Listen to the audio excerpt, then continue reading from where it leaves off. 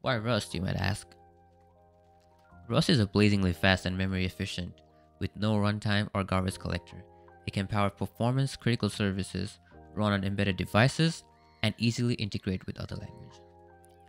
And it has reliability and productivity.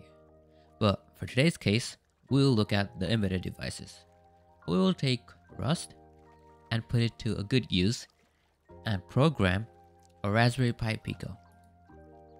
A Raspberry Pi Pico is a powerful, flexible microcontroller board available from $4. And it has RP2040. RP2040 is a dual-core ARM Cortex M0 Plus processor with 264 kilobytes internal RAM and support for up to 16 megabytes of off-chip flash. A wide range of flexible I/O options including I2C, SPI, and uniquely programmable I/O. So normally it is programmable in C and MicroPython, but what we'll be doing is programming this in Rust. What I did next was use Circuit Maker to build a simple circuit with a 7-segment display and Raspberry Pi Pico. I took a 7-segment display and connected each of its pins to a corresponding GPIO pin on the Raspberry Pi. As you can see in the video, I'm taking the ground and connecting it to the ground, and all the other pins to a corresponding pin that we'll be using to program.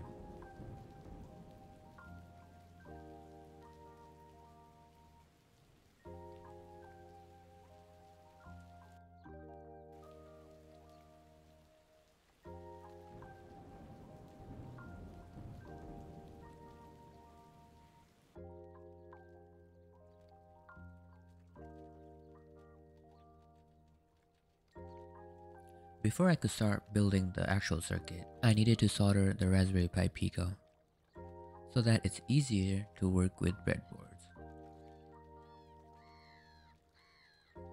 Then once I was done soldering, I used a breadboard and 7-segment display and the Raspberry Pi Pico to connect each other using the jumper wires.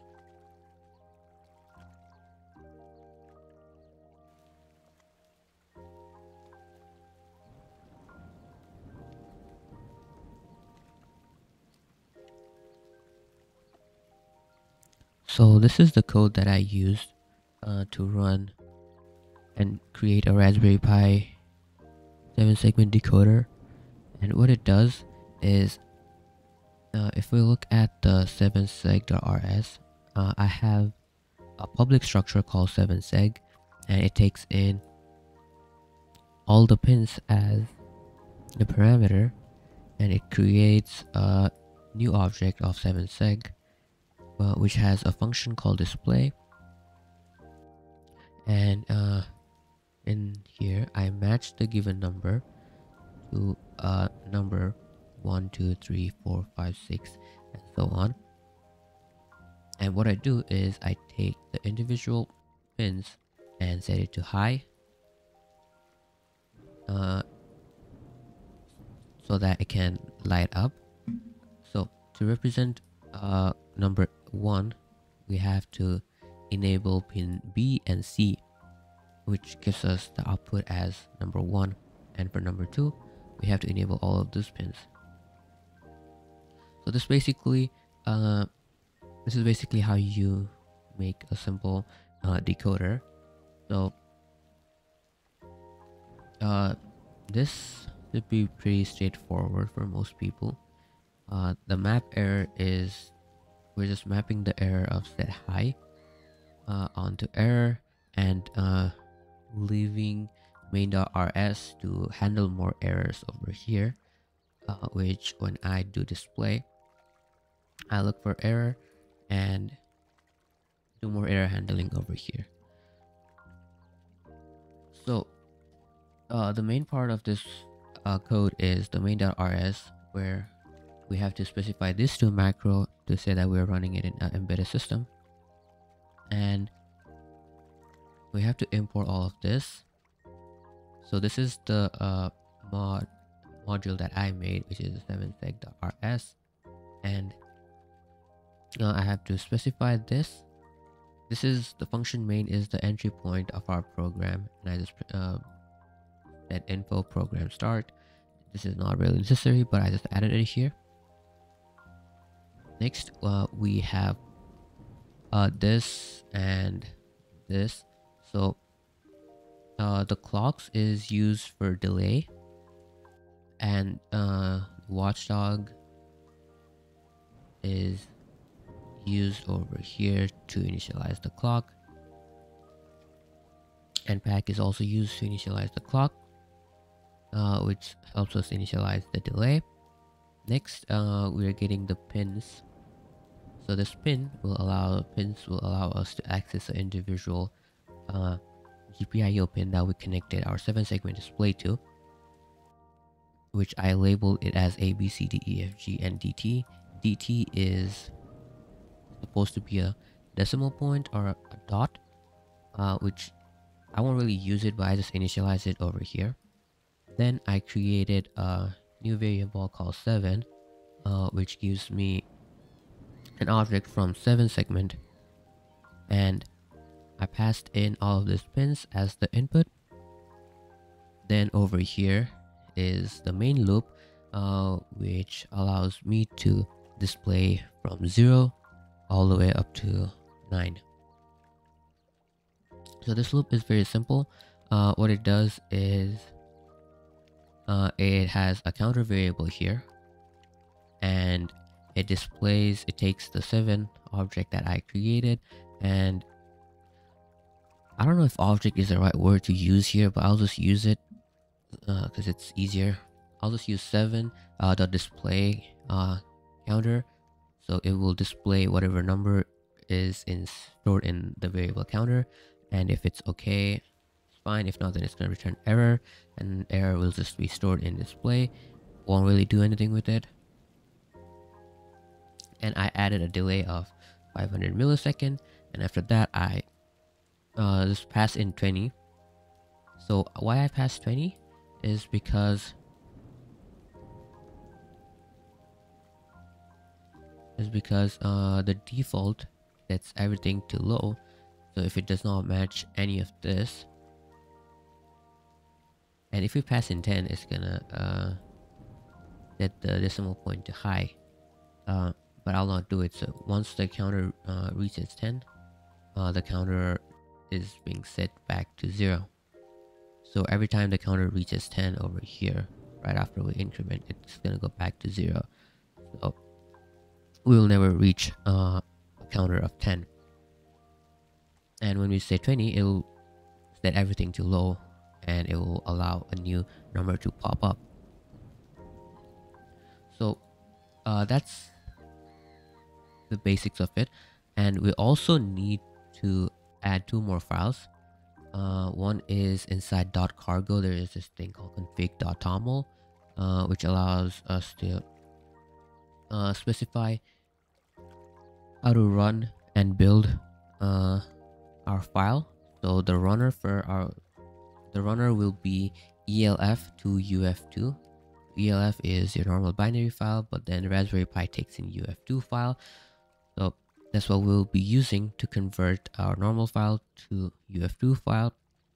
And we have to pass in this Rust flags and the build with the target of this that I can actually run over there.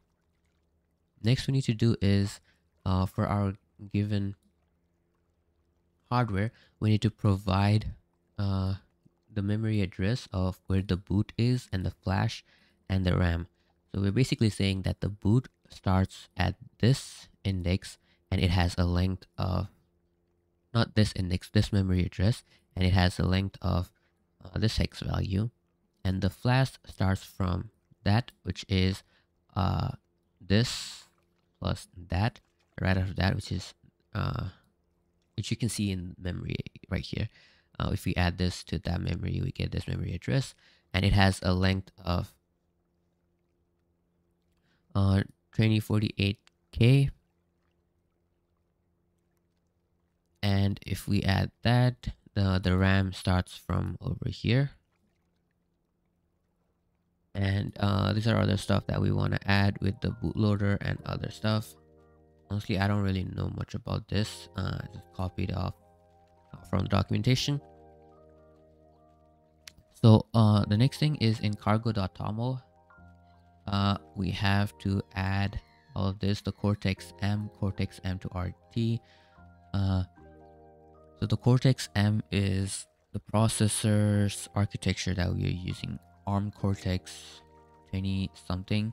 So that's why we need this. We need the embedded hardware abstraction layer and all of this also.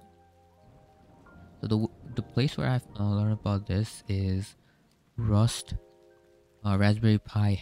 I think it's called RS, hardware abstraction layer, and there is one for Raspberry Pi Pico, and there's a template that we can use, but I just copied over all the important things that I need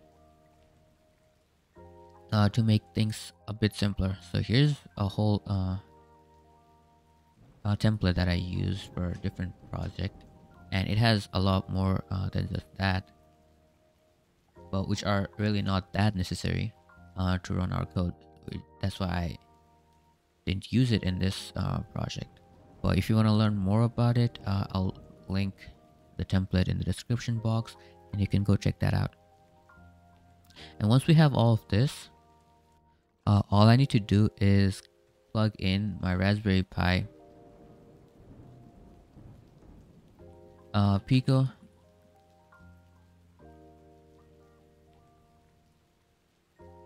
and once I plug that in, I can do cargo run, and if I have it plugged in, it will run. And also a thing to remember is when you're plugging in order to run, what you want to do is hold on to a button that says boot cell and plug it in, so that it actually loads up in a way that where you can upload your code and it runs it. So if I hit cargo run, it will build it. It will transfer the program to Raspberry Pi Pico, and as you can see, it starts printing out the numbers.